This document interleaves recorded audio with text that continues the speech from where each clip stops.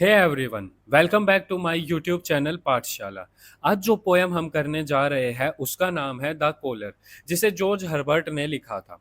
और यह first time publish उनके पोइट्री कलेक्शन द टेम्पल में 1633 को हुई थी। द टेम्पल कलेक्शन हर्बर्ट की डेथ के बाद पोस्टुमसली पब्लिश हुआ था। जॉर्ज हर्बर्ट का लाइफ पीरियड 1593 से 1633 का है। वो एक पोएट, प्रीस्ट, थियोलॉजियन और ओरेटर थे। हर्बर्ट एक मेटाफिजिकल पोइट थे। उनके नोटेबल वर्क्स है द टेम्पल जो 1933 में पब्लिश हुई, द काउंटी पेंशन जो 1652 में पब्लिश हुई और द जकुला प्रूडेंटम जो 1651 में पब्लिश कराई गई। तो चलिए पोएम को स्टार्ट करने से पहले हम पोएम के बारे में कुछ बातें जान लेते हैं। द कोलार जॉर्ज हर्बर्ट की 36 लाइंस की एक शॉर्ट पोएम है जो फ्रीडम के लिए स्पीकर की स्ट्रगल को शो कर रही है। यह पोएम उस टाइम लिखी गई जब हर्बर्ट अपने रिलीजियस बिलीव्स को लेकर स्ट्रगल कर रहा था।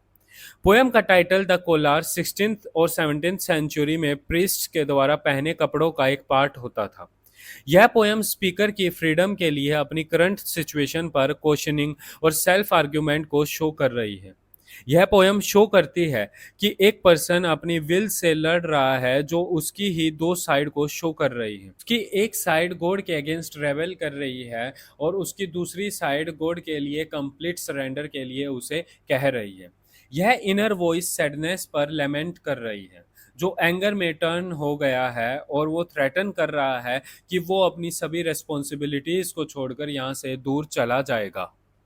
उसकी सेकंड इनर वॉइस उसकी फर्स्ट वॉइस को कह रही है कि वो खुद ही अपने लिए सारी चीज़ें क्रिएट कर रहा है, वो खुद ही अपने लिए केज क्रिएट कर रहा है और उसे अपनी आइज ओपन करनी चाहिए और ट्रुथ को देखना चाहिए। स्पीकर सेकंड वॉइस की एडवाइस को एक्सेप्ट कर लेता है और गॉड के वे को फॉलो करता है। हर्बर्ट की द कोलर पोएम स्पीकर की रिलीजियस ड्यूटी और पर्सनल डिजायर के बीच की स्ट्रगल का इंट्रिकेट एक्सप्लोरेशन है। यह पोएम रिच मेटाफोरिक लैंग्वेज और रेबेलियन के पैशनेट एक्सप्रेशंस को शो करती है। पोएम का टाइटल द कोलर रेस्ट्रेंट और ओबिडेंस को रिफ्लेक्ट करता है। हालांकि पोएम स्पिरिचुअल सरेंडर पर एंड होती है, स्पीकर अगेन अपने डाउट्स को क्लियर करके अपने फेथ की ओर कमिटेड हो जाता है। जैसा कि मैंने आपको बताया कि जॉर्ज हर्बर्ट की पोयम द कोलर एक मेटाफिजिकल पोयम है, तो पहले थोड़ा समझ लेते हैं कि मेटाफिजिकल पोइट्री क्या थी। द कोलर एक मेटाफिजिकल पोयम है क्योंकि यह फ्रीडम ऑफ डिजायर और रिलीजियस कन्फ्लिक्ट को शो करने के लिए कॉम्प्लेक्स इंटेलेक्चुअल इमेजरी और वर्ड स्टाइल को एक्सप्लोर करती है, जो कि मेटाफिजिकल मोमेंट के कैरेक्टरिस्टिक्स थे। यह पोयम क्योटिक फॉर्म को यूज करती है और स्पीकर के डिसऑर्डर्ड थॉट्स को मिरर करती है, और पोयम के एंड में वो स्ट्रिक्टली रिलीजियस ऑर्डर में कंक्लूड हो जाती है, जो स्पिरिचुअल स्ट्रगल और the necessity of divine order के बीच इनहेरेंट कनेक्शन को डेमोन्स्ट्रेट करता है। मेटाफिजिकल टर्म नेचर के डिफरेंट फेसेट्स और थिंग्स के नेचर के फिलोसॉफिकल व्यू के बीच की डीलिंग को शो करता है। मेटाफिजिकल पोएम 17th सेंचुरी की इंटेलेक्चुअल और फिलोसॉफिकल पोएम्स है जिनके कैरेक्टरिस्टिक्स है bold witty conceits, complex thoughts, paradoxes, dramatic openings और एक कोलोक्यूअल स्टाइल जो इंटेलेक्ट और इमोशंस को, थीम ऑफ लव, स्पिरिचुअलिटी और एक्सिस्टेंस की थीम्स को एक्सप्लोर करने के लिए ब्लेंड करता है। मेटाफिजिकल पोएम की टर्म को कॉइन सैमुअल जॉनसन ने किया था और इसके मेन और लीडिंग पोइट्स थे जॉन डन, जॉर्ज हर्बर्ट और एंड्रयू मार्वेल। इस पोएम को 4 स्टेंजास में डिवाइड किया गया है, तो चलिए पोएम को स्टार्ट करते हैं और स्टेंजा वाइज इसे समझते हैं। पोएम का फर्स्ट स्टेंजा कहता है कि I struck the board and cried no more, I will abroad, what shall I ever shy and pine? My lines and life are free, free as the road, loose as the wind, as large as store. Shall I be still in shoot? Have I no harvest but a thorn? To let me blood and not restore what I have lost with cordial fruit. The collar poem के first stanza की starting में ही speaker readers को shock कर देता है। वो बिना किसी प्रोवोकेशन के चिल्ला कर कहता है कि उसने काफ़ी बर्दाश्त कर लिया है। वो शाउट करता है नो मोर। यहाँ स्पीकर कह रहा है कि वो अब इस लाइफ में और नहीं रहेगा। नेक्स्ट लाइन में वो कहता है कि आई विल अब्रोड, जिसका मतलब है कि वो अब यहाँ से जा रहा है। नेक्स्ट लाइन में वो पूछता है कि क्या यह ज़रूरी है कि वो शाय और पाइन फ़ील करे? पाइन का मीनिंग होता है to be very unhappy. Speaker sure है कि उसकी लाइफ का सोल पर्पस यह नहीं है कि वो लाइफ में उन चीज़ों की विश रखे जो उसके पास अभी नहीं है और जिन्हें वो नहीं पा सकता है। वो अपनी लाइफ की करंट डायरेक्शन से श्योरली डिससेटिस्फाइड है और उसमें चेंज करने के लिए रेडी है। फर्दर स्पीकर अपने आप को देखता है कि वो लाइफ को अच्छे से जीने में एबल हो और लिखता है lines free free as the road. वो कहता है कि जो उसे करना है उस पर कोई रेस्ट्रेंट्स नहीं होनी चाहिए और उसे परमिशन होनी चाहिए कि वो कुछ भी कर और कह सकता है। वो एक ऐसा फ्यूचर देखता है जो लूज है यानी फ्री है और विंड से रिजेंबल करता है। वो एक ऐसे वर्ल्ड में रहना चाहता है जो फ्री हो। ये सब लाइंस यह पूछने के लिए थी क्या वो अभी भी सूटेबल है। वो जानना चाहता है कि क्या इस पॉइंट ऑफ टाइम पर अब यह पॉसिबल है कि वो अपनी लाइफ को चेंज कर ले या वो उस वर्ल्ड में ट्रैप्ड हो गया है जो उसने खुद अपने लिए बनाया है। नेक्स्ट फ्रेज में वो लाइफ्स को शो करता है, एक जो वो जी सकता था और एक जिसमें वो बाहर नहीं आ सकता है। इस सिनेरियो में वो अपने आप को एक प्लांट से कंपेयर करता है जिसके कोई फ्रूट नहीं लगते हैं, बल्कि उस प्लांट पर बस कांटे लगे हैं और जिनसे स्पीकर खुद को हर्ट कर चुका है। और जो ब्लड फ्लो हो रहा है, पोएट होप कर रहा है कि उसे वो खुद को दोबारा एनर्जाइज करने के लिए यूज करेगा। परहैप्स वो अपनी प्रेजेंट सफरिंग से खुद को बेनिफिट पहुंचाने के लिए सोच रहा है। सेकेंड स्टैंजा में पोइट कहता है कि sure there was wine before my sighs did right, there was corn before my tears did drown it, is the year only lost to me, have I no bays to crown it, no flowers no garlands gay, all blasted all wasted, not so my heart but there is fruit and thou hast hands. इन lines में poet याद करने की try करता है कि क्या उसकी लाइफ में कोई ऐसा पॉइंट था जहां उसके पास वाइन थी लेकिन उसकी हैवी शाइज ने उसे ड्राई कर दिया। वो सोचता है कि जिस सफरिंग को वो फेस कर रहा है वो हमेशा से उसकी लाइफ में नहीं थी। उसकी लाइफ में ऐसे डेज रहे होंगे जहां उसके पास कॉर्न और वाइन थी। यह फ्रेज यहाँ उसकी लाइफ के हैप्पी डेज को शो कर रहा है। ये वो दिन थे जिन्हें उसकी सैडनेस ने खराब नहीं किया था और उसके टीयर्स ने ड्रोन नहीं किया था।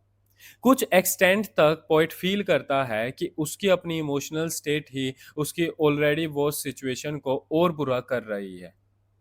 इस स्टैंजा का सेकंड हाफ क्वेश्चन से फुल है। वो पूछता है कि क्या उसके पास कोई रास्ता है जिससे वो अपने ईयर को सेव कर सके। पोइट नहीं चाहता है कि उसकी लाइफ का ये ईयर भी खो जाए। स्पीकर फ्लावर्स और गार्लैंड्स के लिए सर्च करता है क्योंकि उसे लगता है कि वो उसके रिमेनिंग डेज को इम्प्रूव कर सकते हैं। स्टेंजा के एंड में टू शॉर्ट फ्रेजेस है। वो इंक्वायर करते हैं कि वो फ्लावर्स ब्लास्टेड हुए हैं या वेस्टेड हुए हैं, जिससे पॉइंट का मतलब है कि क्या वो फ्लावर्स फेडेड और विदर्ड हो गए हैं। स्टेंजा की लास्ट लाइन में पोइट क्लैरिफाई करता है कि एब्सोल्युटली नॉट, वो फ्लावर्स अभी भी यंग और ब्यूटीफुल है। पोइट कहता है कि माई hurt but there is a fruit, मतलब कि उसके हर्ट में अभी भी होप है और उसे हाथ बढ़ाकर बस उसे होल्ड करना है। वो प्लान करता है कि वो उस फ्रूट को उसकी हैप्पीनेस के साथ रिट्रीव कर लेगा। थर्ड स्टैंजा में पोइट कहता है कि recover all thy sigh blown age on double pleasures, leave thy cold dispute of what is fit and not, forsake thy cage, thy rope of sands, which pretty thoughts have made and made to thee, good cable to enforce and draw, and be thy law, while thou didst wink and wouldst not say, away take heed, I will abroad। The collar poem का second half poet का खुद की काफ़ी चीज़ों के बारे में पूछने से स्टार्ट होता है। फर्स्ट वो अपने पास्ट के प्लेजर्स को रिकवर करना चाहता है और क्या सही है और क्या गलत है कि मोरालिटी के कोल्ड परस्यूट को पीछे छोड़ना चाहता है। वो अब हर बात पर यह सोचकर टायर्ड हो चुका है कि क्या सही है और क्या गलत है। अब इन चीज़ों में उसे कोई इंटरेस्ट नहीं है। अब उसका गोल है कि वो अपने केज और रोप ऑफ सैंड को पीछे छोड़ दे। वो अपने इस फेक केज को पीछे छोड़ना चाहता है जो उसने अपने थॉट्स में खुद ही बना रखा है।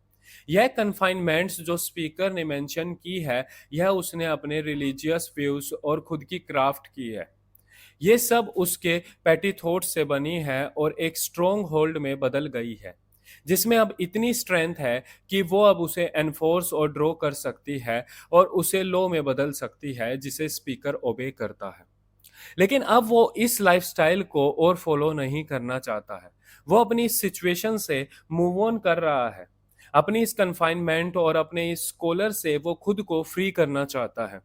इस स्टैंजा की फाइनल लाइन पोएम की बिगनिंग की लाइन को रिपीट करती है, आई विल अब्रोड, जो यह शो कर रही है कि वो अपनी सिचुएशन से निकल जाएगा और आगे अपनी लाइफ को हैप्पीली स्पेंड करेगा। हमारे पोयम द कोलर के लास्ट स्टैंजा में पोइट कहता है कि call in thy death's head there, tie up thy fears, he that forbears to suit and serve his need, deserves his load. But as I raved and grew more fierce and wild at every word, methought I heard one calling child, and I replied, my lord. The collar poem का final section speaker की agitated speech से conclude होता है और narrative में एक slight twist लेकर आता है। स्पीकर अपने बारे में ही कंटिन्यूअसली बात कर रहा है और अपने कॉन्फिडेंस को बूस्ट करने की ट्राई कर रहा है, उस चेंज के लिए जो अपनी करंट स्टेट में अपनी लाइफ में चाहता है। स्पीकर डेथ्स हेड को उससे दूर रहने को कहता है क्योंकि वो उसे डेथ को रिमाइंड कराता है। स्पीकर अपने फियर्स को दूर करना चाहता है। वो अब और अपने फियर्स की वजह से परेशान नहीं होना चाहता है। स्पीकर की इंटेंशन है कि वो अपने फियर्स को टाई करे और उन्हें अपने पर्पस के लिए यूज करे। पोइट की स्पीच राइन स्कीम्स के सेट के साथ खत्म होती है। ये स्पीकर को उसकी रियलिटी में वापस लेकर आती है। इन लाइंस में स्पीकर डिस्क्राइब करता है कि उसकी रेविंग्स मीन्स इरेशनल और इनकोहेरेंट टॉक क्लाइमैक्स पर आ गई है और जितना ज़्यादा वो इसमें इन्वॉल्व रहता है उसे उतना ही फील होता है कि एक वॉइस उसे बुला रही है। वो वॉइस स्पीकर को चाइल्ड बोलकर एड्रेस कर रही है और स्पीकर उसके रिप्लाई में माय लॉर्ड बोलकर उसका जवाब दे रहा है। यहाँ यह शो कर रहा है कि स्पीकर एक चाइल्ड की तरह चस्टिसाइज्ड हो गया है और वापस रिलीजियस फोल्ड में आ गया है। और इसी के साथ हमारी पोयम खत्म हो जाती है। तो चलिए अब हम पोयम की थीम्स को देख लेते हैं। पोयम की फर्स्ट थीम है religious doubt. The collar poem एक रिलीजियस डाउट की एलिगोरी है। यह पोयम जब स्टार्ट होती है तब स्पीकर ऑलरेडी फेथ क्राइसिस को फेस कर रहा है। पोइट रिकाउंट करता है अपनी रेविंग इंटरनल स्ट्रगल को, जिसमें मोस्ट ऑफ द टाइम वो अपने इंटरनल डाउट्स को ही एक्सप्रेस करता है। इन पर्टिकुलर पोइट अपनी लाइफ से फेड अप हो गया है और उसे अपनी लाइफ कॉन्स्ट्रेंड, अनप्लेजरेबल और इनफैक्ट सैड लगती है। हावेवर पोइट को स्ट्रॉन्ग डाउट्स है, लेकिन पोएम के मोस्ट पार्ट्स में पोइट की अदर हाफ पर्सनैलिटी उन डाउट्स को ओवरकम कर लेती है। यह अदर पर्सनैलिटी पोएम में सेकंड वॉइस से शो हो रही है, जिसे क्रिटिक्स समटाइम्स पोइट की विल से रेफर करते हैं। पोइट की विल है कि वो गॉड को फॉलो करे, लेकिन इसे पोइट का self serving rebellion heart overcome कर लेता है। पोएम की सेकंड थीम है the will versus the heart. Poem में स्पीकर की टू साइड्स और वॉइसेस पोएम के अनदर थीम को सजेस्ट करती है। यह स्पीकर के हार्ट और विल की इंटरनल स्ट्रगल को शो करती है। पोएट का हार्ट पैशन से इन्फ्लेम्ड है, जो कि हम पोएट की फर्स्ट वॉइस में उसकी बैरन लाइफ को लेकर उसकी मेलोड्रामेटिक कंप्लेन में देख सकते हैं। पोएट जानता है कि रिवॉर्ड्स को अचीव करने के लिए उसे पेशेंस रखना पड़ेगा। यहाँ हर्बर्ट सजेस्ट करता है कि हार्ट और विल बोथ एक रिलीजियस डिवोशन के पार्ट हो सकते हैं। इनफैक्ट विल को हार्ट को कन्विंस करना चाहिए कि वो गॉड को ट्रूली लव करे और अर्थली प्लेजर्स के वर्ल्ड से दूर रहे। और इसी के साथ हमारी पोयम खत्म होती है। So thank you guys, that's it for today. Don't forget to like, share and comment on the video and subscribe my channel.